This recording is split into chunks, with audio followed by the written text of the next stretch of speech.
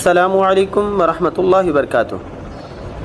میرے محترم بھائیوں اور بہنوں، آج ہم ایسے خزانے کی بات کریں گے جو ہر انسان کو یکساں ملا ہے، لیکن ہم میں سے اکثر اسے ضائع کر دیتے ہیں، اور وہ خزانہ ہے وقت۔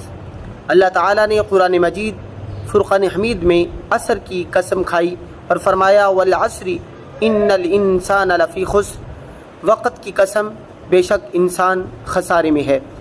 یہ وقت ہمارا سب سے قیمتی سرمایہ ہے۔ اگر ہم اسے نیک اعمال، علم حاصل کرنے، والدین کی خدمت اور اللہ تعالیٰ کی عبادت میں صرف کریں گے تو ہماری دنیا بھی سنورے گی اور آخرت بھی۔ لیکن افسوس، آج ہم اپنے وقت کو موبائل، گپ شپ اور غیر ضروری کاموں میں ضائع کر رہے ہیں۔ یہ یاد رکھیں، وقت کبھی واپس نہیں آتا۔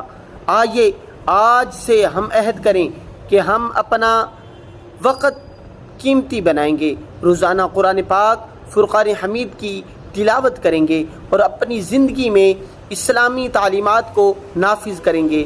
اللہ تعالی ہمیں وقت کی قدر کرنے اور اپنی زندگی کو بہتر بنانے کی توفیق عطا فرمائے۔